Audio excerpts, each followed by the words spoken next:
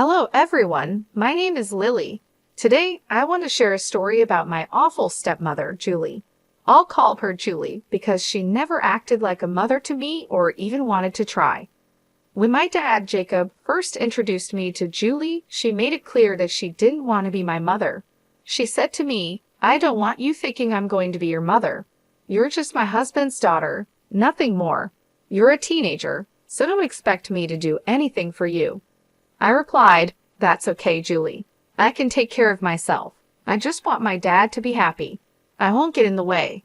She shot back, "You're already in the way, you little witch. Don't try to act smart with me. I know how to handle worthless teens like you. Once you turn 17, I'll make sure you're out of our lives so I can have Jacob all to myself." The conversation got nasty really fast. Julie said some horrible things about me and my late mother. My dad was a widower, and my mom passed away when I was just 7 years old. I miss her a lot, and it took my dad a long time to start dating again. That's one reason why I never told him about Julie's terrible words or behavior. Looking back, it was a big mistake to stay quiet because Julie became a nightmare after she married my dad. Even my dad was surprised by her behavior. Julie always targeted me and tried her best to kick me out of the house. She made it clear that she hated kids and didn't want me around. She never told my dad this before they started dating. When my dad refused to abandon me, she began to find ways to make my life miserable. She would ruin her own food and blame it on me. She'd say, "Look at what your daughter did, Jacob. She spoiled my cooking because I refused to cook for her. She's going to poison me one day." Then my dad would ask, "Lily, what's your explanation for this?" "Dad, I swear I don't know anything about this. I'm happy to cook my own food. I wasn't even home before you came back. I got takeout to eat in my room," I said, trying to explain. Julie interrupted, "Oh God, she's lying, Jacob. You need to get rid of her before she kills me." This was just one example of what Julie had been doing for the past 5 years. This whole mess was over too much salt in her food, which she had added herself just to blame me. It was crazy, but Dad believed me because I had enough proof. Over the years, she did much worse. She cut off my phone connection, locked me out of the house for 8 hours, took my car keys on the day of an important test, and even threw away a project I had worked on for a week. Dad tried his best to make Julie understand that her actions were not okay, but she never listened. She would act nice for a few days and then do something terrible again. By the time Julie had been with us for a year, I got a job and started paying for my own things. I wanted to avoid any interference from her in my life. Dad was upset, but I told him it was good for me to have my own money. I didn't want him to feel guilty. Julie, being a stay-at-home wife, considered Dad's money as her own and didn't want him spending much on me, not even for basic needs. I tried to stay out of her way as much as possible, hoping she'd leave me alone. But she never got the hint and kept bothering me. She was determined to get rid of me from her life and the house, but she had no idea what was coming. The big drama happened a few weeks after my 17th birthday. Since then, Julie had been in a great mood, often singing happily around the house. I knew why she was so cheerful. She thought she could finally get rid of me. Little did she know, I had overheard her talking to her friend on the phone about how she planned to kick me out. I was aware of her plan, but she had no idea what was coming for her. One day, I came home from work and saw my stuff packed in my room. Instead of being upset, I was amused. I said, "Hey Julie, why is my stuff packed and waiting in my room? Are we going on vacation?" "Don't act so smart, Lily. I hope you remember my words," she snapped back. "I told you that once you turned 17, I would make you leave. Well, now it's time for you to go. I've decided to be nice and pack your things to make it easier for you. You want to kick me out of my house. Oh no, Lily, this is my house and I don't need to keep you here anymore. I'll deal with Jacob later, but you are definitely leaving." Julie had a smug look on her face, showing she was happy with herself. She was already thinking about what to do with my room. But I said, "Not so fast, Julie. Karma is coming for you. I calmly took some papers from my bag and gave them to her. She looked confused, so I smirked and said, "I think you should look at these papers first, Julie. I've been meaning to give them to you for a while. It's good you mentioned eviction today. It reminded me of these documents." "What are these papers? Why do I need to read them?" she asked. "Why don't you take a look and find out?" I replied. Julie sat down and started to read the papers I had given her. At first, she looked confused, then her face changed to shock and disbelief. She looked at me, then back at the papers. Her expression turned angry. "Is this an eviction notice in my name?" "What the hell, Lily? What does this mean?" she asked. "It means I want you out of my house in a month. You know, the usual thing an eviction notice means," I said. "You can't serve me eviction papers. You can't do that. This is my house, and I'm the only one who can kick people out," she yelled. No, Julie, this is my house and always has been. My dad was just a caretaker who held it for me until I turned 17. Now that I'm 17, the house is mine. I recently finished the paperwork," I explained. No, that's impossible. Jacob can't just give you this house. This is our marital property, and he can't give it to you without asking me," she protested. "How is this a marital property, Julie? Dad had this house long before you were around. I guess he didn't tell you that it belonged to my maternal grandparents. They left it to me and had Dad take care of it until I was old enough," I said. "I turned 17 just a few weeks ago." No, you must be lying to me. This can't be true. You're trying to scam me and kick me out of the house. Wait till your father hears about this. He will kick you out instead," Julie yelled. She made the mistake of calling my father downstairs, forgetting she never asked him if she could kick me out. Even if the house belonged to him, she should have asked. She knew he would say no, so she tried to do it behind his back. In her rush, she forgot this detail and decided to involve Dad. I wasn't complaining. It was better for me this way. Dad came downstairs to see what all the yelling was about. He said, "Whoa, calm down, Julie. Why are you screaming like that? What's wrong?" "Why wouldn't I be screaming? Your daughter is making wild claims again. She says this house belongs to her and she's kicking me out," Julie shouted. Dad turned to me and asked, "Lily, what is going on? I need to know the truth." I knew Dad would ask for my side. He's a good father and knows his wife can be very mean. He always listens to both sides before taking action, which Julie hated. She wanted him to always side with her, no matter who was right. They fought about this a lot, but Dad wanted to be fair to everyone. That's why he asked for my side too. I explained. Julie called me down and said she was kicking me out. She told me I couldn't stay in her house anymore. I knew she was planning this because I overheard her talking on the phone. So I decided to kick her out instead. I gave her an eviction notice. Dad was shocked and turned to Julie. "What the hell, Julie? Who gave you permission to try and kick my daughter out? You never discussed this with me. Why am I hearing about this now?" Julie realized she had made a mistake. She was so upset by the eviction notice that she forgot she'd be caught. I saw her panic for a moment, then she turned hostile and defensive like she always does. She snapped, "Your daughter is already an adult, Jacob." She had turned 17, and we let her stay in the house for a month without paying rent. Most parents kick their kids out when they turn 17. We need to make Lily learn to live on her own and become responsible. That's for me to decide, Julie. You are not, and never have been, her parent. You didn't even help with anything related to Lily. How did you think it was okay to decide when to kick out my daughter? You were being unfair, Jacob. All these years, I put up with your favoritism because Lily was a teenager. But now she needs to go. I won't let her stay in my house anymore. Who said this is your house? Which deed shows this house is in your name? Well, it's your place, so I have equal rights to it since I am your wife. This is my house too. I won't allow Lily here anymore. She needs to go. This is not your house, and even if it was, you have no right to it. This is Lily's house, and it's in her name. Julie went pale when she heard that. She didn't expect my dad to agree with me, and say the house belonged to me.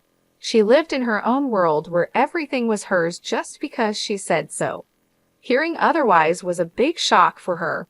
She started to cry and said, "Why would you say such a thing, Jacob?" "Because the house belongs to Lily. I'm just telling the truth. What's wrong with that? You gave Lily the house without talking to me. How could you do this, Jacob? I'm your wife. You should have discussed this with me. I am not okay with this. You had no problem going behind my back and trying to kick my daughter out. Why can't I do the same, Julie? Talk about double standards.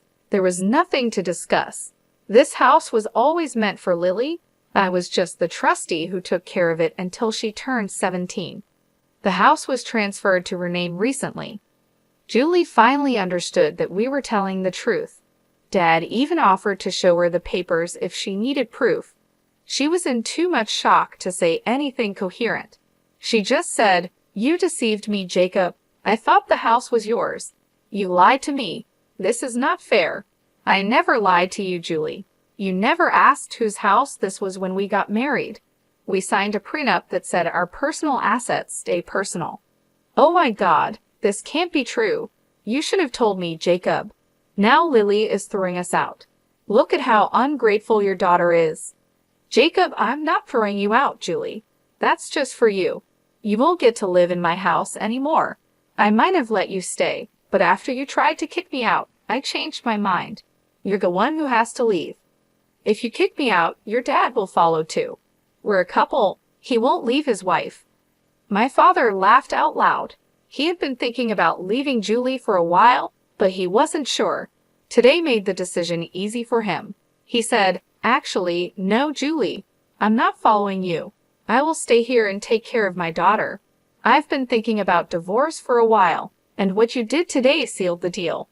I'll be filing tomorrow. Be ready for it." "Wait, are you going to divorce me?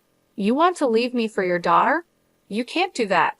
"Yes, I can, Julie. Did you think I'd forgive you for tormenting my daughter for 4 years? Absolutely not. I thought you might change, but I see now you'll always be toxic. I don't want someone like that in my or my daughter's life." Julie stepped back as if she had been hurt. She never expected a divorce so soon. My dad is usually a quiet man who doesn't do anything drastic.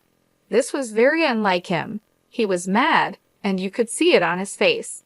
He didn't shout, but his tone showed how angry he was. This made Julie even more anxious. She started arguing with my dad, and I decided to leave them and go to my room. Dad and Julie fought for an hour, with Julie shouting and crying while my father calmly explained his reasons. After the argument, Dad came to my room. He seemed a bit sad and wouldn't look me in the eye. He sat down and said, "Lily, I know I need to apologize to you. I'm sorry, dear. I should have done a better job of protecting you from Julie. I thought being fair and avoiding fights would make things better. I was wrong and made things worse for you." "You don't have to apologize, Dad. I know you loved Julie, and she wasn't like this when you married her. People change, and it can take time to understand these changes." "Wow, you've really grown up. I wish I had handled things differently. I brought a mad woman into our lives." "Well, what's done is done. I forgive you, Dad. You tried your best, and I'm not upset. Do you really want to divorce Julie? I won't be mad if you don't. I would understand. Girl, I'm not living with that crazy woman anymore. I'm done. Her true colors shocked me too much to act sooner. I don't want her in my life anymore. I had a feeling something was wrong with Julie, which is why I made the prenup. I was worried she'd mess up your future and cause money problems, so I thought this was the best way. See, you did think about me too. You deserve to be happy, Dad. That's all I want. If Julie doesn't mean anything to you anymore, it's best to separate." I spent a lot of time assuring my dad that he was not a bad parent. He did a lot for me, and I needed to make him believe that too. I won't lie, I was super happy that my dad was finally getting rid of that crazy woman, Julie. She wasn't the right person for him and shouldn't stay married to him after everything she did over the years. The talk with my dad went well. and he went to the guest room to sleep that night. I finally felt peaceful knowing that Julie would soon be out of our lives for good. It felt great to teach her a lesson. I hoped she would remember this for the rest of her life. The real surprise came the next morning when I found Julie acting way too nice and caring towards me. She was in the kitchen making me breakfast and acting like I was the most important person to her. Even Dad was giving her a strange look and looked at me with confusion. When breakfast was over, I said, "Thanks for breakfast, Julie, but you don't have to do this anymore. I can make my own food, as I have for the last 7 years. No need to change things all of a sudden." "What nonsense, Lily. I'm happy to do this for you. Eating together can bring us closer as a family," she replied. "What's the point? We won't be a family much longer. You should have done this years ago. It's too late now." "Oh, come on, Jacob. Don't be so hard on me. I'm trying. I can make this work. I'll start being a better parent to Lily. We'll be the best mother-daughter duo ever, right, Lily?" I knew what Julie was trying to do. She was cornered and spent the night coming up with a plan. I knew better than to trust her. Looking at Dad, I could see he wasn't going to trust her either. He just looked a bit amused. Since Julie was waiting for my response, I said, "I don't think so, Julie. First of all, I'm 17 and don't need a new parent. I pay my own bills and will be off to college soon. Secondly, you are not and will never be my mother.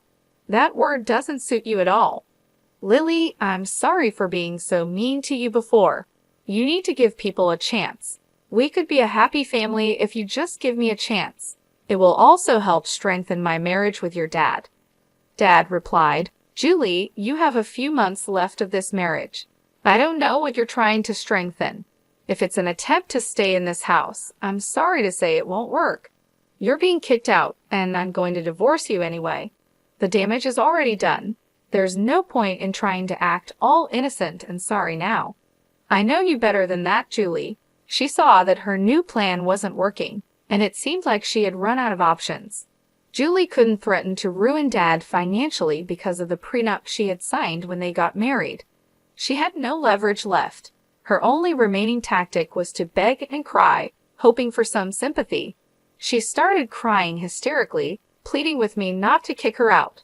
She begged me to talk to Dad and ask him to give her another chance. She then turned to Dad, begging him to be more forgiving and to reconsider his decision to divorce her. The entire day turned into a long, painful ordeal with Julie begging and pleading for mercy. Since both Dad and I were off work that day, we had no choice but to endure her desperate attempts to change our minds. She followed us around the house, tears streaming down her face, and her voice trembling with desperation. Dad had to step out for a while to contact his lawyer and start the divorce process. Julie's pleas continued even when Dad was gone, as she tried to convince me to intervene on her behalf. When Dad returned, he was visibly tired of the drama. He informed Julie that he had already taken steps to file for divorce. Julie's face went pale when she heard this. She realized that her attempts to sway us were futile. The next few days were filled with more of Julie's emotional breakdowns. She would alternate between crying and trying to put on a cheerful face, hoping to win us over with kindness. But it was too late for that. Within a week, Julie received the divorce papers. Dad's lawyer had them delivered to her, and her reaction was a mix of shock and resignation. The realization that her marriage was over seemed to hit her hard. She stopped her begging and crying after receiving the papers, understanding that her efforts were in vain. The cold reality of her situation started to set in. Dad and I sat her down and explained that she would need to find a job if she wanted to have a place to live and afford a lawyer for her divorce proceedings. Julie, still clinging to the hope that she could somehow fix things, promised she would find a way to support herself. She was convinced that she could change our minds if she tried hard enough. She kept saying that she would prove herself and make things right, but we both knew it was too late. As the days passed, Julie's presence in the house became more and more unbearable. She would try to engage in conversations, acting as if nothing had happened, but it was clear that neither Dad nor I wanted to have anything to do with her anymore. The tension in the house was palpable, and every interaction with her felt forced and uncomfortable. Finally, the month came to an end, and Julie was still holding on to the hope that we would let her stay. She kept her belongings packed, waiting for a last-minute change of heart from us. But when the time came, there was no reprieve. We had been clear about our intentions from the start, and now it was time to follow through. Julie was given a firm deadline to leave the house. Dad and I stood by, watching as she gathered her things. She tried one last time to plead with us, her eyes filled with tears and desperation. But we remained steadfast. Julie's belongings were taken out, and she was escorted out of the house. She looked back at us one last time, hoping for a sign of mercy, but there was none. As the door closed behind her, a wave of relief washed over me. The house felt lighter, freer, without the constant tension and negativity that Julie brought. Dad and I shared a moment of quiet understanding, knowing that this was the right decision. We had endured enough, and now it was time to move forward, leaving Julie and her manipulations behind. She made a fuss when we told her to leave, but after Dad threatened her with more legal trouble, she left crying. I heard she moved in with a friend because her own family doesn't want her around anymore. When she left, she took all the negativity with her, and the house finally felt like home again. It's been more than 3 years since all this happened. I'm now in college, which is conveniently close to home. Dad successfully divorced Julie and has started dating again. He says he's not looking to settle down, but just wants some companionship from time to time. Life at home has been peaceful since Julie left, and Dad and I have grown closer. We often laugh about the drama that once filled our lives and how much better things are now. As for Julie, the last I heard, she moved into a small flat with several roommates. She's struggling to make ends meet because she doesn't have many skills or qualifications. Julie is working a minimum wage job and is just barely getting by.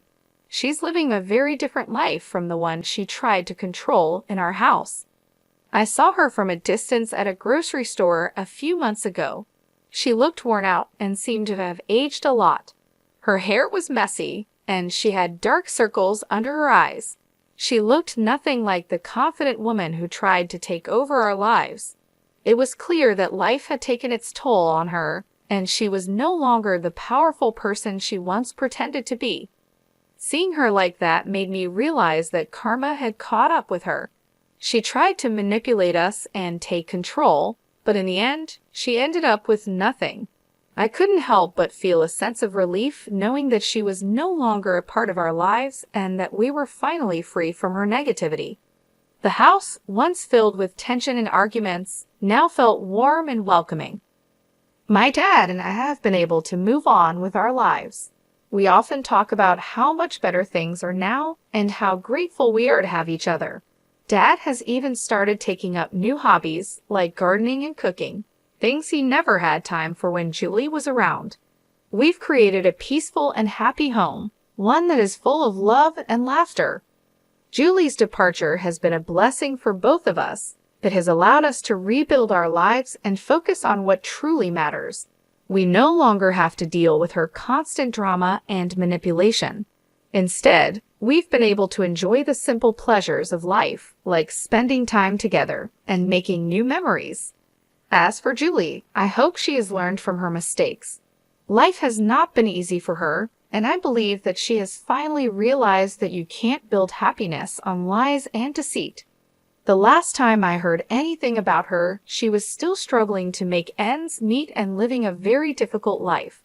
She's working hard to survive, and I think she has finally understood the consequences of her actions. I don't wish anything bad on her. I hope that she can find a way to turn her life around and learn to live with honesty and integrity. Perhaps the struggles she's facing now will teach her valuable lessons and help her become a better person. In the end, everyone deserves a chance to change and improve their lives. Looking back, I'm grateful for the challenges we faced. They made us stronger and brought us closer together. My dad and I have become a great team, and we've learned to appreciate each other even more. We've built a life filled with love, respect, and understanding, and for that, I am truly thankful. Julie's story serves as a reminder that trying to hurt others and take what isn't yours will only lead to your own downfall. It's important to live a life of kindness, honesty, and respect for others. I hope Julie has found some peace in her new life and has learned from the mistakes she made.